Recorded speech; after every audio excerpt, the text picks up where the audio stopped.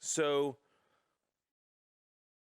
Fluxus, as we've already seen, was an international phenomena and one that also involved a lot of transcultural translation.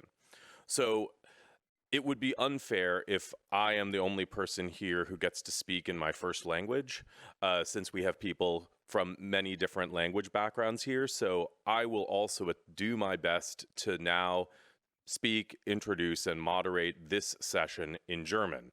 So please forgive me any mistakes, but thankfully we all seem pretty open-minded here with everyone. So wir haben jetzt als nächste Sprecherin Dr. Dorothee Richter. Wir haben sie auch kurz vorher schon auf der Bühne sozusagen gesehen und deswegen mag sie uns schon bekannt vorkommen. Sie ist Professorin für zeitgenössisches Kuratieren an der Zürcher Hochschule der Künste und sie hat auch den Studiengang CAS-MAS in Curating gegründet. Aber außerdem ist sie dann sehr aktiv im Denken über Fluxus. Sie ist Filmemacherin und hat schon einen Film Fluxus Now gemacht, zusammen mit Ronald Kolb. Und sie wird uns dann auch einen Einblick, wie sie schon angefangen hatte, durch ihr Kommentar und Fragestellen in diese Recherche über Fluxus geben. So, jetzt, let's have a round of applause for Dorothee Richter. Danke, dass Sie hier mit uns sind. Hi, I hope not to disappoint you, but I will speak in English. I can, of course, speak at the panel then in the end in German. But I think, of course, for the international public, it is maybe easier.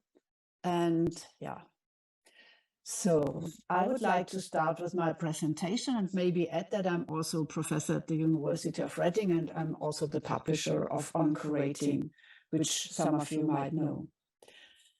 So I will speak quickly about different research steps, working with Fluxus artists, field research in archives, theoretical perspectives, Fluxus Festival and Video Archive, and interviews and film Fluxus Now. And I will also talk a little bit about working with scores now in contemporary projects. I hope that this will all be in the time frame, so I will also kind of hop on to different topics a little bit forcefully. So I started early on to work with Fluxus artists, here, for example, with Alison Knowles. That was in the space we occupied as a curatorial crew. And I think now the renewed interest in Fluxus is really because of the urgency to rethink also our way to live together.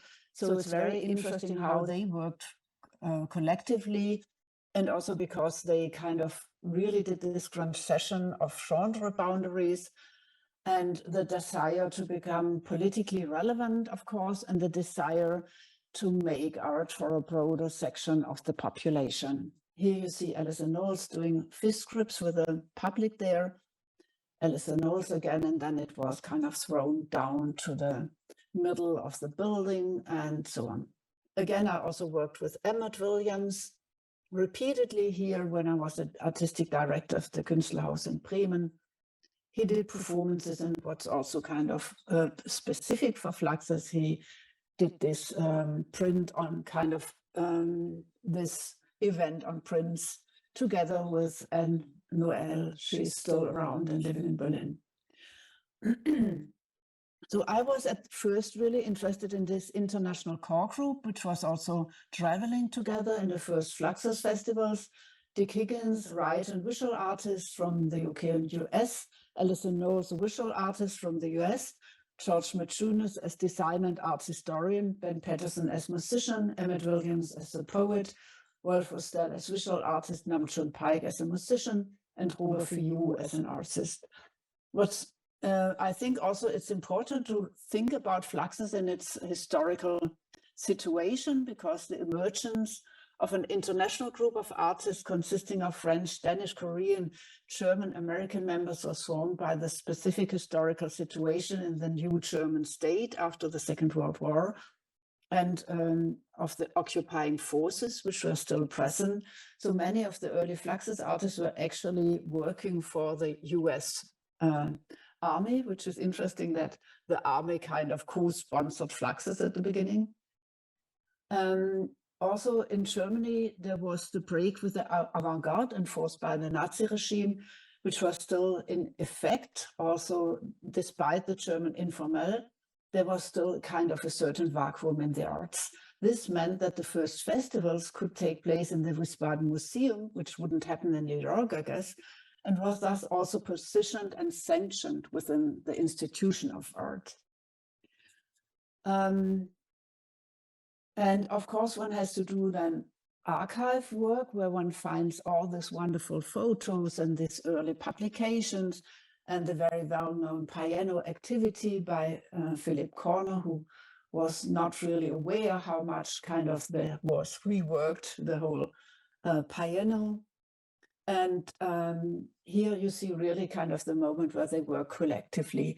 And what's really also interesting at that moment in time, that there were kind of also no exclusion of different races, and also female and male performers work together. Of course, Maciunas positioned himself as, or tried to position himself as the chairman of Fluxus with his tireless organizational work.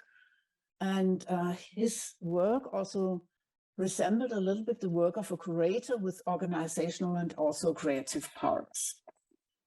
So Maciunas strove for clarity with the diagrams. They listed many names and references, but also that made Fluxus more of a myth.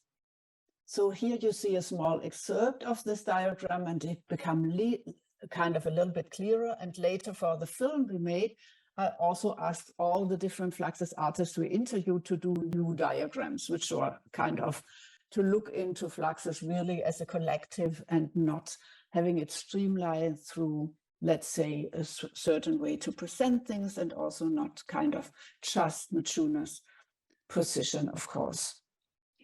Here, Danger Music, you know it all, I guess. And also the other Danger Music working with X. And for a while, Bread and X for a while, I think it was called. And the comment by Dick Higgins, that was Wiesbaden needed at that moment. But also, and you here see Shuffle, that is a piece by Alison Knowles in Düsseldorf. And again, also kind of the negotiations you will find in the archive. They asked very politely, they will not destroy this time the piano, they will just paint it. And the population also kind of had a say into how they felt re-educated. And they were not so happy about that. For example, here, the Madmen Are Loose, kind of the title for the whole conference. And this was also shown then again by Maciunas to the public. But of course, also here, the artists disagree in the film if they kind of undersigned that through this gesture or if not. And again, here in the very early publications, you see that the artistic work and the political work were kind of shown in one page. And it is interesting that they kind of draw this conclusion how politics and art might interact or might comment on politics. Here, of course, participation is crucial for Fluxus, and you see here the paper piece and how actually people were involved and also kind of take some pleasure in that. So the position of an author was also in that way very much undermined or questioned, I would say. And here the early Fluxus editions, which came actually later when they were going back to New York. And Maciunas set that up with different other artists and worked on them. And it is very clear that kind of, again, kind of streamlined through Maciunas, because he's doing this wonderful graphic part here with the different editions. So one could really also speak that these were also kind of co-authored works, because Maciunas kind of branded them, the other artist worked for them, and what the artist who is now ascribed to each piece was just more a very short score, what that should be. And that also later happened with the films that were also often produced actually by Maciunas. Here you see the mail order warehouse. This is kind of a fake piece because that was set up just for a photograph, but you see now it's kind of reinvented or represented in a museum situation. So what they kind of did as a fake or as an idea about what a mail order Fluxus warehouse could look like is now kind of taken for real. And that again, kind of a possibility to maybe one should kind of work not so much object-based with Fluxus, more to think about what it actually means. Here I want to show that Fluxus is really kind of has this very different media backgrounds as well. There are festivals, editions, there's the collective, or sometimes called Fluxus family, intermedia installations, performances, new music, activities from everyday life, films, photos, text written by artists, newsletters, newspapers, chains operations, and fake, as we have seen. So in a way, Fluxus is a narrative field, and also Fluxus is a discourse. One has also to think that this happened in a moment where also pop art was there. The idea of influencing politics was around. So a lot of these artists also took part in demonstrations. Happenings were around. New dance was also around. And here, kind of to give a little bit of a theoretical background, at least the German-speaking people here know, of course, Theory of the Avant-Garde by Peter Bürgen. I will not go into historical parts, of course, but bourgeois art was the thing that was kind of maybe more or less before Fluxus. The usage in Peter Bürger's view, it's the presentation of the bourgeois self-conception. The production was individual by a genius artist and sometimes hierarchical in exhibitions, because of course the curator also functions a little bit like a genius artist. The reception was individual, the self-controlled individuum, the two wandering eyes in an exhibition surrounding. The underlying pedagogy, one could say, is the individuum is more important than social position. The autonomous entrepreneurship is important. And the neo-avant-garde, this is of course then surrealism and Dada. Art and life kind of has this equality. The political influence, this Peter Bürger said, has failed because art is situated in an autonomous moment towards society. It is multi-authored, ephemeral, before can be done without beforehand knowledge, and so on. And this is of course rewritten by art history and also by many museums productions. Then the reception was also collective, as you've seen in the participation moment, and the discourse, I would kind of argue, the underlying pedagogy is the discourse about what is public, what is private, what is male, what is female, what is everyday in relation to art, what is art in relation to politics, and is this self-empowerment, or as someone from the public said, is this post-Fordistic? So both interpretations have some, I would say, some good arguments. And again, here you see the work by Nam-June Paik, which is absolutely based on Draw a Straight Line by Lamont Young. But of course, art history now again is kind of authoring Nam-June Paik, and it has therefore its value on the art market, of course, that he kind of dipped his head and put the tie into a pot of ink and drew a straight line on a strip of paper lying on the floor. But of course, in principle, you can kind of do this every day. And if you say that's a Fluxus, you can kind of go to the beach and draw a straight line and do it in your flat or wherever. So it's not like this kind of something that's only dedicated to a specific way to perform. Feminism, of course, this was also something that came up, and I would also kind of argue that Fluxus played a role in the social reconfiguration of the dispositive of sexuality, which took place from the 1960s onwards. So gender identity and the attribution of fixed roles were called into questions in both the private sphere and in art. So, for example, here Carolis Niemann, again Carolis Niemann, Yoko Ono. You see also here she was the director of the film, and it was not her bottom that was shown, which was now often also kind of mixed up when it is presented. It has this voyeuristic effect, but she didn't kind of actually worked on it. Again, the cut piece, and yeah. And also what is maybe interesting that despite this, and also I would say that also male Fluxus artists like Geoffrey Hendricks played a big role into questioning gender roles and gender perspectives.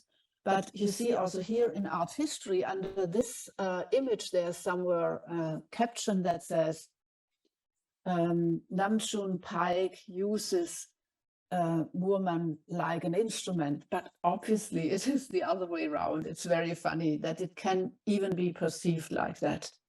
But that is how it happened.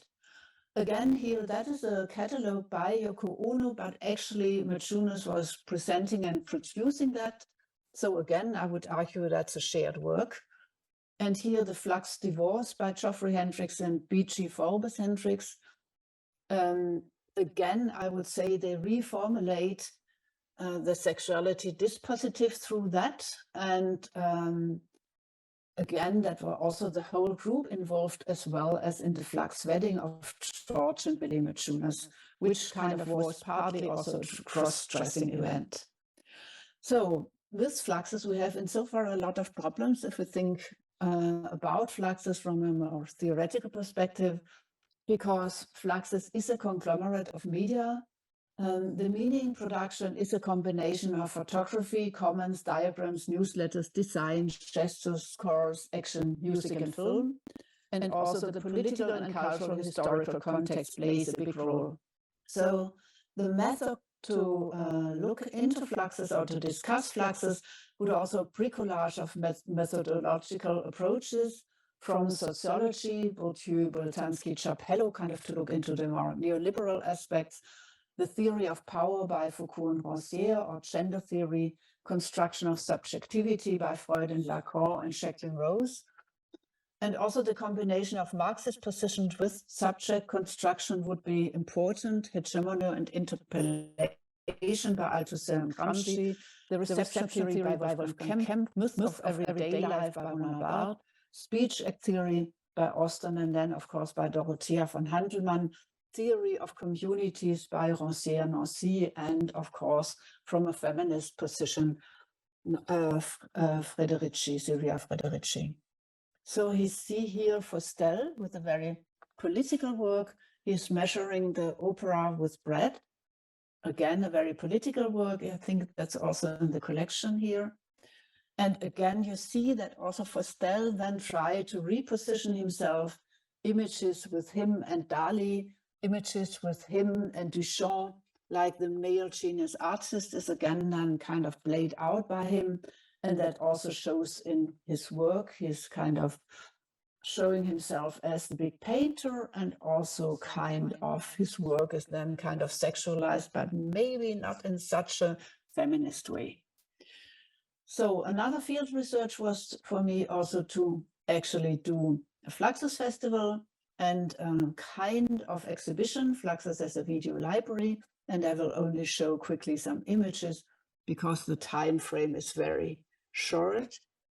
And it is interesting, I think, that, for example, for this making a salad, Alison, together with Hannah Higgins, came up with new forms like projection, what they do, and also kind of having this media ways to project what they actually presented then and how they worked with the material. So they themselves kind of did a contemporary version of their scores. This is the diagram done by Hannah Higgins. And she showed that the Something Else Press was also kind of part of the network. And here's that what we did as an exhibition alongside the festival. This was a video library with a compilation of artist films that were all handed to us by the artists directly. So people could come and sit together, watch the films and speak about them. Then the fourth field research were interviews, video interviews with Alison Knowles, Eric Anderson, Ben Patterson, and so on. You see here all names. We did that in different cities as well. Here you see, for example, Shel Shapiro presenting which of these buildings were actually bought by the Fluxus Cooperative, and then the different flats were sold to Fluxus and other artists. And there's still some regulations until today for these buildings, which kind of require that at least one artist would live there.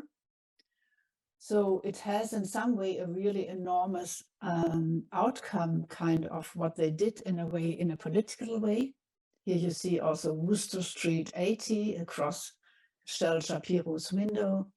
Again, you see the whole, the whole environment there. And that is Alison Knowles in her studio. Here is where Geoffrey Hendricks and John Hendricks lived. So Geoffrey Hendricks has died in the meantime. And of course, that was also interesting for us to show the artists in their kind of intimate situations in their studio and their living spaces and so on, because that also kind of gives another, I would say, another layer of understanding what Fluxus is and what Fluxus is about. Here, again, Geoffrey Hendricks, who explained a lot about Fluxus and how he perceived Fluxus. And here you see, for example, that the Flux divorce, sorry, the Flux divorce was then also be transferred into an edition. So we also visited a lot of the venues of Fluxus. And here you see Geoffrey kind of doing his version of the Fluxus diagram. So he had a lot of transparent paper, which was put one on the other to show what was actually going on. You see, it's a bit complicated. And here with John Hendricks, you might know him because he's actually the curator until now of Yoko Ono's work. And we were also talking with him. He actually has a big collection of Dada in his workspace. And here was the something else situated, and so on. That is the studio of Jonas Mekas. And Jonas Mekas, of course, kind of differed also. They always differed with each other, which is great because we wanted to show really Fluxus as a discourse where a lot of difference was also possible in a way. And he, of course, sees Maciunas as the main figure of Fluxus, which can, of course, be really questioned. Here you see Letty Eisenhower. She was performing Fluxus, and she also speaks about that she was actually then typing a lot of Fluxus stuff and so on. So she, of course, as many women, was kind of in the position of more working for the male artist and not being really seen in her role as a co-author in a way. But it's also interesting how she speaks about the dispositive of sexuality and so on. Yeah, here an interview with Carolee Schneemann. And here's the film. I thought that it would be better to just show the website because there's also a trailer and you can see the trailer. And I would be happy, of course, if you want to see the whole film, to provide you with the files. You just have to contact me. And here's also like there was a recent exhibition on Fluxus, and that was then how the film was presented. On each of the monitors were two of the chapters running because there are 11 chapters in the end. And also we published recently of On Curating Fluxus Perspective, where many of the international Fluxus researchers also wrote pieces, and also some of the Fluxus artists who were still around and wanted to take part in that. Al Hansen, I mentioned in the chat this wonderful quote. Actually, by the time I had finished the course, I realized that all art forms do not meet in the film frame, but in the eyeball, in the head of the observer, for better or worse. The course was of course, then sorry, just forgot. Anyway, and I will also show very quickly how we work nowadays with scores. That's the kind of coming from Fluxus, but of course we reinterpret that a lot. That project is called Small Projects for Coming Communities. And you see here some of the scores, and we just finished a workshop at Cordoba with TBA 21. And you see the different scores, you could look into them. And of course, on a theoretical level, we also kind of had a look into the more critical ideas about community by Jean-Luc Nancy, Maurice Blanchot, Giorgio Agamben, Roberto Esposito, Slavoj Žižek, and Judith Butler, Spivak, of course, and so on, kind of to see that the kind of fixed group is also producing an inside and an outside, and it has also its problematic moments. So, for example, we do a score that's called Synchronized Circle by the artist Sonki, and she asked people to form these circles, but without touching, without speaking. And then you see here Sonki in the middle. On her left is Janne van Heeswijk, also an artist who's very much engaged into this kind of work that is between the political and the performative. And then the people in the space should order according to their heights. That's, of course, kind of already that makes very interesting moments happen, and then one speaks about what one experiences. Here you see kind of different ways to present the project as a kind of installation which could be activated. Here we were also in Venice in a workshop. This is in Tel Aviv. You see the synchronized circle was not really enough space there, or was difficult to do it. And here you see us in a working group we did at the Documenta about commoning of artistic and curatorial education. And again, there were a lot of workshop also happening, which has this kind of bodily parts as well. Here again, the coming communities in the On-Curating project space in Zurich. And this is kind of part of the wonderful events called Future Exercise. You imagine then how it would be, how you would live 50 years in the future. And when you look back, how you solved all the problems together, like there is no problems with the environment, and we can shift genders as we like, and so on, so on. So to look back, of course, makes kind of an imagination happen that gives a lot of freedom to people to think about what we can actually do nowadays politically. And the score is by a theater group that's called New Urgency, Neue Dringlichkeit. And we kind of did that in various moments. Here again in Tel Aviv, people form little groups and speak about that, and so on. The residual walk, we did that also in Kassel, visiting Juan Krupa. That is then from the residual walk, where people are asked to take photos from moments where things have vanished. You can imagine, for example, in Hong Kong, a lot of protest slogans have totally vanished. And then in the Taipei Biennial, we again did a workshop that was then happening online. And an anonymous group was kind of creating then a fan sign through these images and photos. In the end, that also created an on-curating, situated knowledges in art and curating, so you might have a look. That's the diversity dinner. Of course, that is also close to what Fluxus did, with a lot of dinners, transparent dinner and red dinner and so on. So how they met in kind of half public ways. This is another score, and I look now in the time frame.